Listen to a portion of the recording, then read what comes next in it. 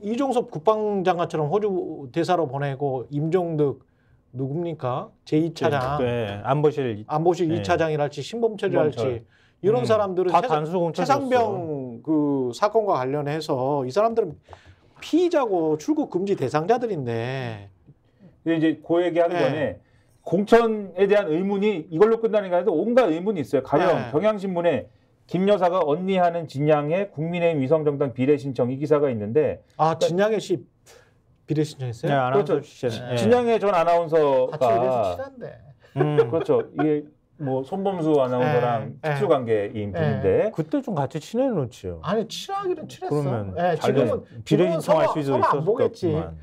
김건희 여사가 2015년에 SNS에 이 진양의 전 아나운서하고 손범수 전 아나운서가 전시를 보는 사진을 올리면서 진양의 언니 부부가 나란히 관람하십니다라고 써서 뭔가 김건희 여사하고 특수한 관계가 있는 거 아니냐라고 했는데 비례 신청을 했다. 요게 이제 기사가 있는데 이것도 논란의 여지가 있죠. 근데 저는 사실 이 기사에서 요거 이제 조금 나중에 화가 날 것 같고 그렇다 치고 더 화가 나는 게 뭐냐면 MBC 노동조합 활동에 부당 개입한 혐의로 유죄가 확정됐지만 윤석열 대통령의 특별 사면한 김장겸 전 MBC 사장 등도 공천을 신청할 것으로 확인됐다. 이 사람 범죄자였다가 그다음에 특사 받았는데 바로 또 비례를 한다고? 그렇죠. 더군다나 이명박 정권에서 그리고 박근혜 정권에서 계속 언론 장악의 천병이다 이런 평가를 받았던 사람들 중에 하나이고 이런 사람들 중에 국민의힘 공천 준 사람들도 꽤 있잖아요. 그리고 아까 임종득 얘기했잖아요. 약속사면. 그렇죠. 그리고 최근까지도 무슨 그 언론의 어떤 문제를 제기한다면서 그 무슨 단체가 있지 않습니까? 공정 무슨 연대 있어요. 네, 그런 단체에서 사실 지금 이런 그 출신들이 또 선거 방송 심의도 해요. KBS라든가 MBC라든가 이런 방송사들의 어떤 심의라든가 이런 것들을 하면서 방송사가 흔들어 놓고 난리가 나게 만드는 그 사람들이거든요. 외곽에서 그랬던. 그렇죠. 홍위병처럼 뭐 나섰던 사람들입니다. 그런 분들에게 공천 주는 겁니까? 이게 용납이 돼요? 용납 안 되는 일이에요, 이거는. 밖에서 심판보다 그분들은 제가 볼 때는 심판도 아니지만. 화내지 마. 나는 오늘 화 안 내는데 왜 그래? 그분들은 제가 볼 때는 심판조차도 아니지만 밖에서 심판인 척 하다가 이제는 대놓고 들어와가지고 막, 저 선수로 뛰겠습니다 하는데 그걸 공천 준다 그러면 이거 말도 안 되는 거예요. 그리고. 선거방송 심의위원도 한다니까, 지금. 그렇죠. 그러니까 열받는 거예요. 그리고 이런 개판이 되다 보니까. 정말 웃지 못할 상황에 뭐가 벌어지냐면 강아지판. 웃지 못할 상황에 뭐가 벌어지냐면 오늘 조선일보에 장제원 의원 인터뷰가 실렸습니다. 장제원 의원 인터뷰를 실렸는데 멋있어요. 사진이 멋있습니다. 와우. 제목이 내가 희생 안 했다면 당이 쇄신에 대해 할 얘기가 있었겠느냐. 저 사진이 잘 나온 사진이에요? 네, 멋있습니다 지금 아주. 그래요? 네, 원래 저런 표정이에요. 원래 저런 표정이구나. 왜냐면 제목이 보세요. 장제원 의원이 어쨌든 불출마를 했다는 걸 가지고 지금 얘기하는 거냐. 물론 본인 지역구에는 사골됐어, 사골. 그 얘기는. 본인 집안의 가신인 김대식 전 민주평통사무처장이 공천을 받았지만 어쨌든 내가 불출마 안 했으면 국민의힘 큰일 날 뻔했어요 라면서 생색내고 있는 거잖아요. 생색내고 한번 나서고 싶은 거지. 나서고 싶은 건데 이런 얘기를 지금 허투루 넘길 수 없을 만큼 엉망이다 국민의힘 공천이. 장제원이 생색낼 만큼의 엉망인 상황. 이 상황을 제대로 평가해라 국민의힘은. 그러니까 국민의힘 공천에 대해서도 우리가 조금 제대로 들여다볼 필요가 있다. 이걸 좀 알려주는 그런 기사 내용인 것 같고요. 민주당 공천 얘기를 해보죠. 조선일보 일면 보시면은 조선일보 참 재미있는 신문이에요. 왜냐하면 국민의힘 우리 이렇게 길게 얘기했잖아요. 이렇게 국민의힘 공천 상황을 분석하려고 하는데 조선일보 그 좋은 취재력으로 그런 거 안 해. 기관지라니까. 저기는 기관지야, 기관지.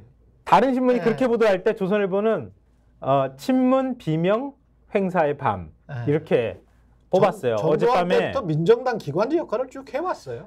경선 결과 20곳 정도 발표했거든요. 민주당이. 비명 박광원, 윤영찬 경선에서 탈락했고 박용진은 결선 투표로 갔다. 뭐 이런 내용을 담고 있는 건데요. 이건 뭐 많은 분들이 오늘 아침 보도를 통해서도 아실 거예요. 그것도 민주당 관련돼 있는 소식들 저희가 많이 전했기 때문에 20명을 저희가 다 알려드리기는 좀 어려울 것 같고요. 이것도 사실은 굳이 얘기하자면 뭐 비명만 다 탈락됐다 이렇게 말하기는 좀 어렵고요. 친명계라고 분류됐던 의원들도 거기서 일부 포함이 돼 있긴 하고요. 아까 무슨 친명 뭐 친문 이렇게 해가지고 아까 경향신문처럼 과학적으로 한번 조사를 해보면 어떤 결과가 나올지 되게 흥미롭네요.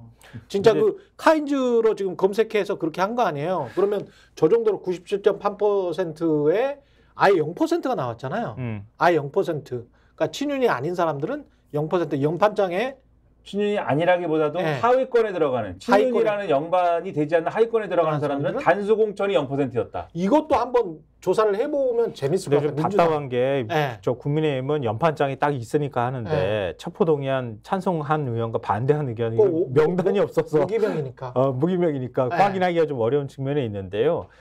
일단 민주당의 공천에 대해서 뭐 여러 평가는 있을 수 있을 거예요. 뭐 여전히 좀 시끄러운 것도 사실이고요. 근데 민주당은 일단 크게 한 고비는 넘기고 있는 건 맞는 것 같아요. 왜냐하면 더 추가로 비명계 의원들이 더 거세게 반발하느냐 마느냐의 문제인데 일단 만약에 박용진 의원이 경선에서 그냥 1차에서 탈락해버렸으면 조금 더 시끄러워졌을 가능성이 있는데 결선까지 갔어요. 예, 일단 결선까지 가서 최종 결선에서 어떤 결과가 나오는지 거기에 또 한 고비가 또 될 것 같긴 해요. 근데 그때 또 저희가 다시 한번 전해드리는 걸로 하고요. 그러니까 국민의힘에 대해서는 지나치게 관대한 시각으로 바라보긴 했지만 그동안의 언론에서도 그렇고 사회적으로도. 근데 민주당이 어찌됐든 지금 국민들의 평가는 좋지 않게 받고 있는 건 사실이잖아요. 그 여론조사 결과가 보여주고 있는 거예요. 그렇죠. 그러니까 한국일보가 여론조사 그 내용을 분석을 했어요. 이거 참 재밌더라고. 그러니까 표심의 결정 영향력이 지금까지는 사람들이 공천, 명품백, 대장동 이 순서로 지금 사람들의 심상, 마음 안에 그림이 그려지고 있다. 이런 거죠. 그러니까 이거를 민주당 같은 경우는 공천, 명품백, 대장동에서 확 바꿔서 경제, 민생 이쪽으로 방향을 크게 전환을 하면 선거에도 선거지만 진짜 국민 민생에도 도움이 되지 않겠느냐. 한국일보는 뭐 그렇게 이제 이야기를 하고 다시 한번 지면 보여주실래요? 그렇죠? 제가 그 밑에 검찰 정권 심판 57% 동의하는 거고요. 운동권 심판 48% 동의하는 거예요. 검찰 정권 심판에 대해서는 중도층에서도 일부 동의하는 층이 나와요. 저 밑에 있죠. 검찰 정권 심판 공감이 중도층에서 2배로 나타났다는 거 아니에요? 그렇죠. 운동권 심판론보다. 그렇죠. 이게 개혁신당, 조국혁신당 쪽으로 움직이는 건데 어제 저 국민의힘 패널들하고 이것 때문에 엄청나게 싸웠는데 국민의힘 패널들은 다 친문이 옮겨갔다는 거예요. 아니야.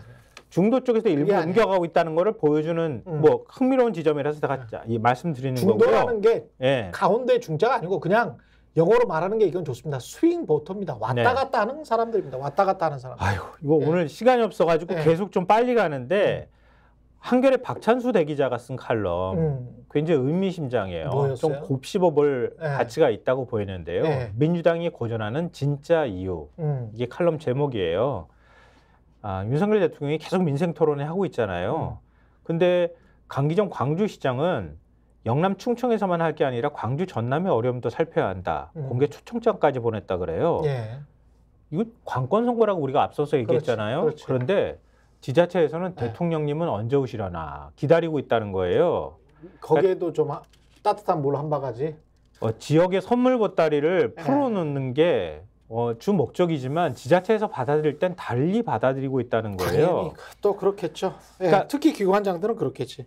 민주당의 갑작스러운 위기의 본질은 이것과 연결이 돼 있다는 겁니다. 그러니까 선거 판세가 흔들리는 거, 뭐 공천 논란이 불거지고 중도층의 소구력 있는 후보를 전략적으로 살려내지 못한 거, 이재명 대표로서는 할 말이 없는 지점이긴 하지만 이 칼럼 내용이에요.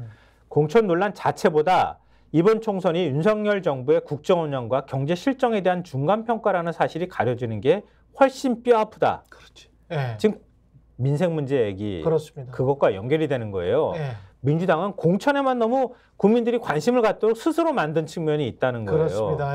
민생 경제 문제를 민주당은 좀 더 적극적 의제로 발굴하고 해야 한다 이런 얘기고요. 스픽스는 말하는 언론입니다. 대세는 유튜브, 그중에서 스픽스. 좋아요, 댓글, 구독, 알림 설정. 여러분이 저희를 사랑해 주시고 우리가 여러분을 사랑하는 4가지 방법입니다.